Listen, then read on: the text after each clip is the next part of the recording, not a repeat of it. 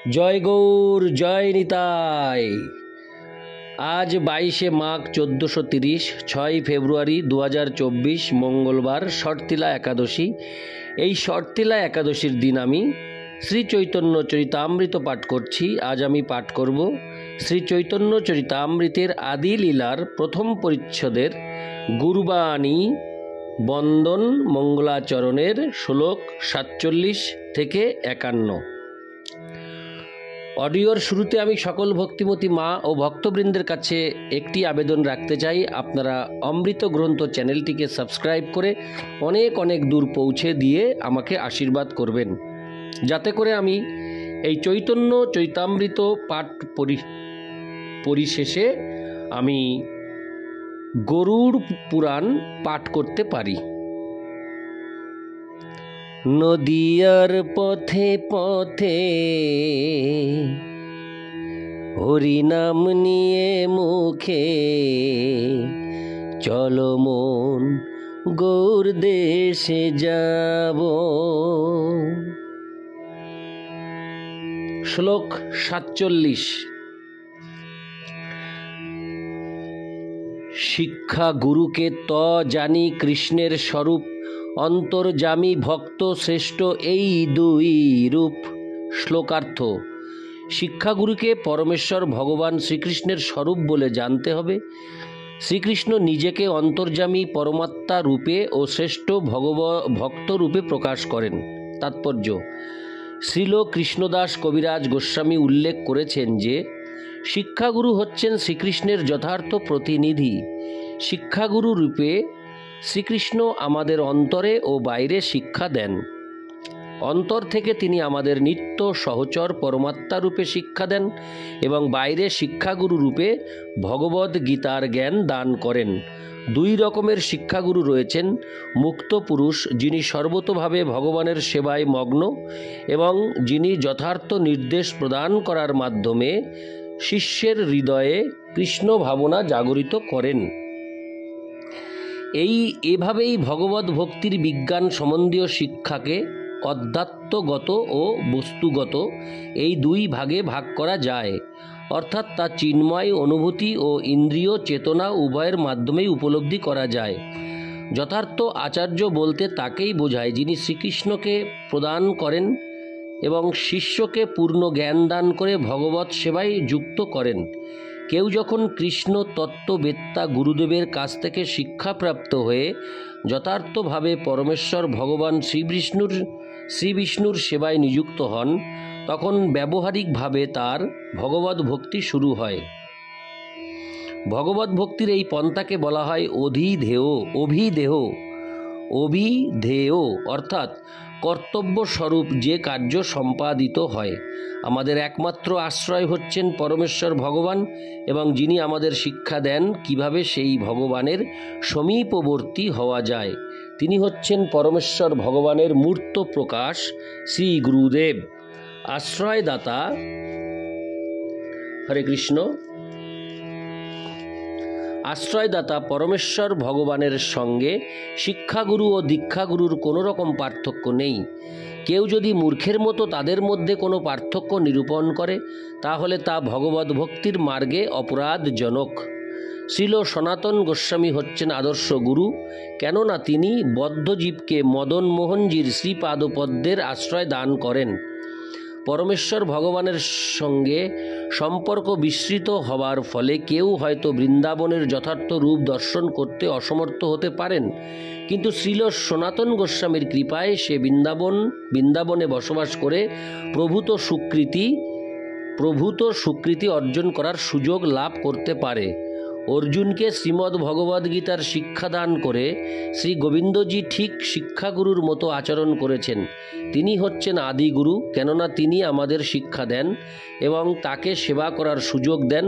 দীক্ষাগুরু হচ্ছেন শ্রী মদনমোহন বিগ্রহের মূর্ত প্রকাশ, আর শিক্ষাগুরু শ্রী গোবিন্দদেব বিগ্রহের মূর্ত প্রকাশ। এই দুই বিগ্রহ আজও বৃন্দাবনে পূজিত হচ্ছেন। শ্রী গোপীনাথজি হচ্ছেন পারমার্থিক উপলব্ধির চরম আকর্ষণ। ইতি শ্লোক 47। শ্লোক 48। নৈব পর্যন্তোপচিতিং কবয়স্তবেশ ব্রহ্মায়ুষাপি কৃত মৃদ্ধ মূধ সরন্ত জোহন্তর বহিস্তনুভৃতাম শুভং বিধুন্নন্নাচার্য চৈতব্যপুষা সঙ্গতিং বন্নক্তি। অনুবাদ: হে ভগবান, পরমার্থ বিজ্ঞানের কবি ও অভিজ্ঞ ভক্তরা ব্রহ্মার মতো দীর্ঘ আয়ুপ্রাপ্ত হয়েও আপনার কাছে তাদের কৃতজ্ঞতা ব্যক্ত করতে সমর্থ হন না, কারণ আপনি দেহধারী জীবদের সমস্ত অশুভ বিদূরিত করে আপনার কাছে যাওয়ার পথ প্রদর্শন করে বাইরে আচার্য রূপে ও অন্তরে পরমাত্মা রূপে নিজেকে প্রকাশ করেন। তাৎপর্য: এই শ্লোকটি শ্রীমদ্ ভাগবত থেকে উদ্ধৃত করা হয়েছে। যোগ সম্বন্ধে শ্রীকৃষ্ণের কাছ থেকে সমস্ত প্রয়োজনীয় নির্দেশ প্রাপ্ত হওয়ার পর উদ্ভব এই উক্তিটি করেছিলেন। ইতি শ্লোক 48। শ্লোক 49।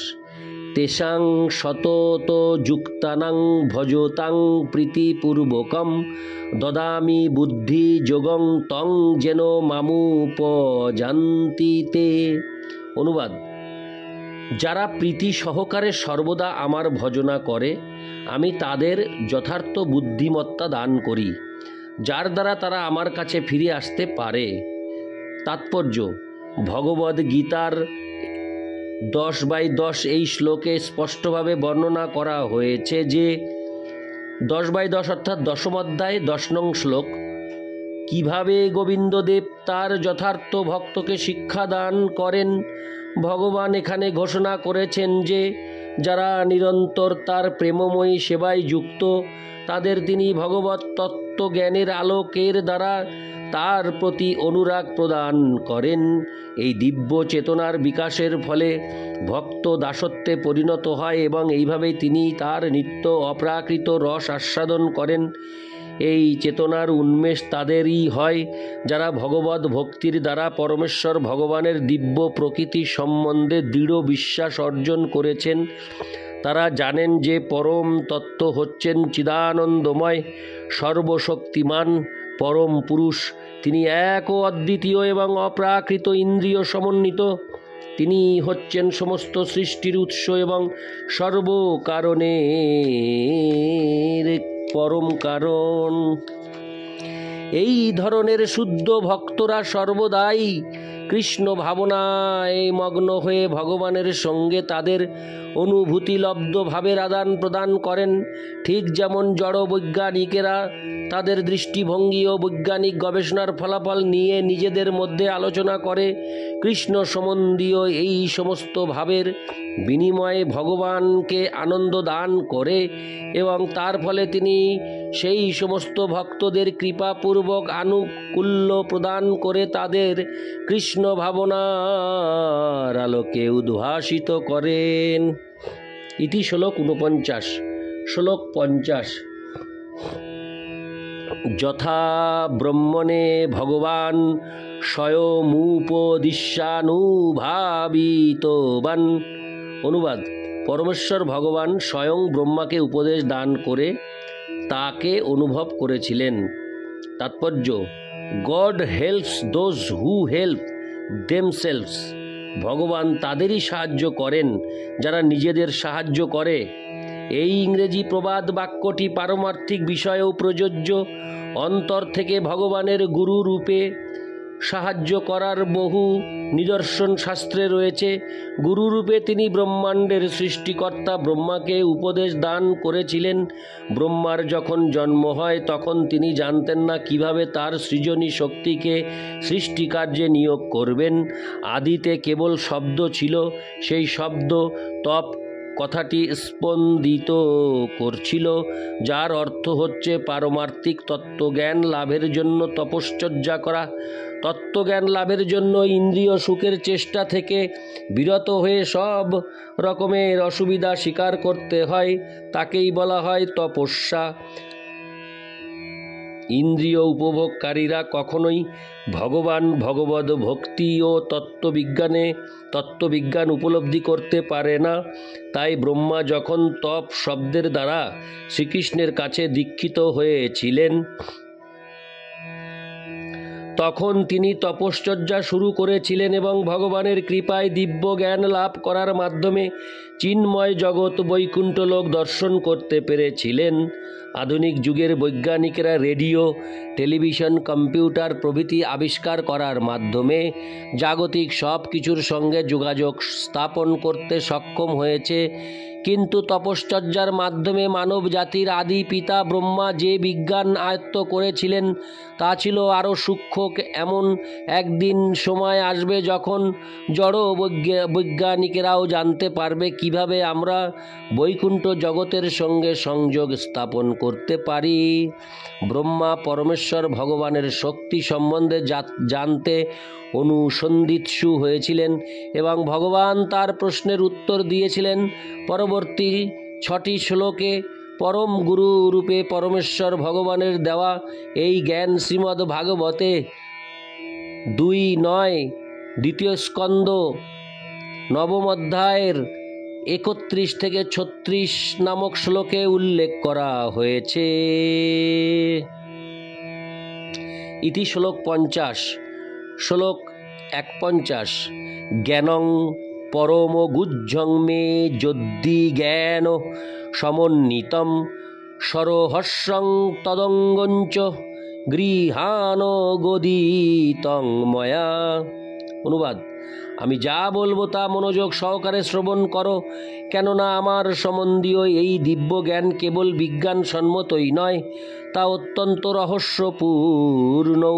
তাৎপর্য: শ্রীকৃষ্ণ সম্বন্ধীয় দিব্য জ্ঞান নির্বিশেষ ব্রহ্মজ্ঞানের থেকেও অনেক গভীরতর, কারণ সেই জ্ঞান কেবল তার রূপ ও ব্যক্তিত্ব সম্বন্ধেই তত্ত্ব প্রদান করে না, তা তার সঙ্গে সম্পর্কিত সব কিছু সম্বন্ধে তত্ত্ব প্রদান করে। সৃষ্টিতে এমন কিছু নেই যা শ্রীকৃষ্ণের সঙ্গে সম্পর্কিত নয়। সেই দিক দিয়ে দেখতে গেলে শ্রীকৃষ্ণ ছাড়া কোনো কিছুই নেই, আবার তিনি ছাড়া অন্য কোনো কিছুই শ্রীকৃষ্ণ নয়। এই জ্ঞান হচ্ছে চিন্ময় বিজ্ঞান এবং শ্রী বিষ্ণু ব্রহ্মাজিকে পূর্ণরূপে এই বিজ্ঞান দান করতে চেয়েছিলেন। এই বিজ্ঞানের রহস্য চরমে ভগবানের সঙ্গে ব্যক্তিগত সম্পর্কিত হওয়ার আসক্তিতে পর্যবসিত হয়। ফলে তখন কৃষ্ণ বহির্ভূত সব কিছুর প্রতি অনাসক্তি আসে। এই স্তর প্রাপ্ত হওয়ার 9টি উপায় রয়েছে: শ্রবণ, কীর্তন, স্মরণ, পাদ সেবন, অর্চন, বন্দন, দাস্য, সখ্য ও আত্মনিবেদন। এগুলি হচ্ছে একই ভগবদ ভক্তির বিভিন্ন অঙ্গ, যা দিব্য রহস্যে পরিপূর্ণ। ভগবান ব্রহ্মাকে বলেছিলেন যে তিনি যেহেতু তার প্রতি প্রীত হয়েছেন, তাই তার কৃপায় এই রহস্য উদ্ঘাটিত হচ্ছে। ইতি শ্লোক 51। অডিওর পরিশেষে সকল ভক্তবৃন্দ, ভক্তিমতী মায়ের কাছে আমার বিনীত প্রার্থনা, আপনারা অমৃত গ্রন্থ চ্যানেলটিকে সাবস্ক্রাইব করে অনেক দূর পৌঁছে দিন এবং আশীর্বাদ করুন যাতে আমি শ্রী চৈতন্য চরিতামৃত পাঠ সমাপ্তির পর আমি গরুড় পুরাণ পাঠ করতে সমর্থ হই। এই আশা রেখে এই অডিও এখানেই শেষ করছি। জয় গৌর, জয় নিতাই। জয় গৌর, জয় নিতাই।